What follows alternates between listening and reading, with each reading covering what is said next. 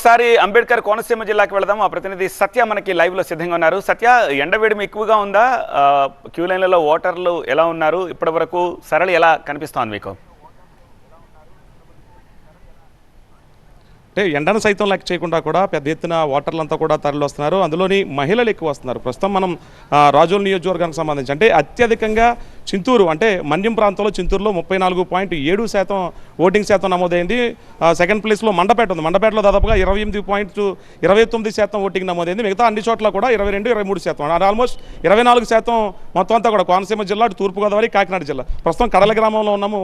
కడల గ్రామానికి సంబంధించి ఉదయం నుంచి కూడా పెద్ద ఎత్తున ఓటర్లు అత్యధిక సంఖ్యలో తరలిస్తున్నటువంటి పరిస్థితి. అంటే చిన్న చిన్న ఈవీఎంలో ప్రాబ్లంలు ఉన్నప్పటికీ కూడా కొన్ని చోట్ల వెంటనే దానికి సంబంధించినటువంటి యంత్రాంగం అంటే ఇంజనీరింగ్ వ్యవస్థ ఉంది కాబట్టి పెద్ద ఇబ్బందికరంగా లేదు. అంటే కొన్ని చోట్ల బూత్ లెవెల్లో ఉన్నటువంటి సిబ్బంది ఆయా ఓటర్లకు సంబంధించి ఏదైతే వృద్ధులను లోపలికి తీసుకెళ్తున్నారో ఆ క్రమంలో చిన్న చిన్న ఘర్షణలు చోటు చేసుకునే నేపథ్యంలో పోలీసులు అప్రమత్తం అవుతారు. కాకినాడ రూరల్లో కూడా కొద్దిసేపటి క్రితమే అటు రెండు పార్టీలకు సంబంధించి వైసీపీ, టీడీపీకి సంబంధించిన రెండు పార్టీల నేతలు ఘర్షణ ఎదిగిన నేపథ్యంలో అక్కడ 144 సెక్షన్ అమల్లో ఉందంటూ కూడా పోలీసులు వాళ్ళందరినీ కూడా చెదగొట్టినటువంటి పరిస్థితి.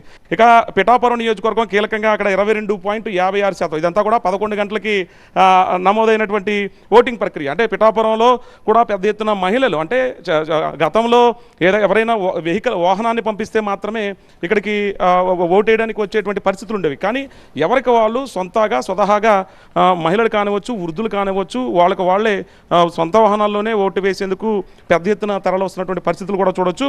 క్యూ లైన్లో అంటే ఎండతాపం ఎక్కువ ఉన్నప్పటికీ లోపల సిబ్బంది అంటే ఓటు వేసే దగ్గర సిబ్బంది కొరత అక్కడక్కడ చిన్నగా ఉన్నప్పటికీ కూడా ఓటర్లు కాస్త ఓపిక పడుతూ వాళ్ళంతా కూడా ఆ క్యూ లైన్లో పెద్ద ఎత్తున ఉన్నారు. కొంతమంది చిన్నపిల్లల్ని తీసుకుని అంటే పిల్లల్ని కూడా చంటి పిల్లల్ని కూడా తీసుకుని వాళ్ళందరినీ కూడా అక్కడే కూర్చోబెట్టి మహిళలు ఓటు వేసి వచ్చే వరకు కూడా పిల్లలందరూ కూడా అక్కడే టెంట్లో కూర్చోబెట్టి మరీ ఓటు వేస్తున్నటువంటి పరిస్థితి. గతంలో ఆ పరిస్థితి ఉండేది కాదు.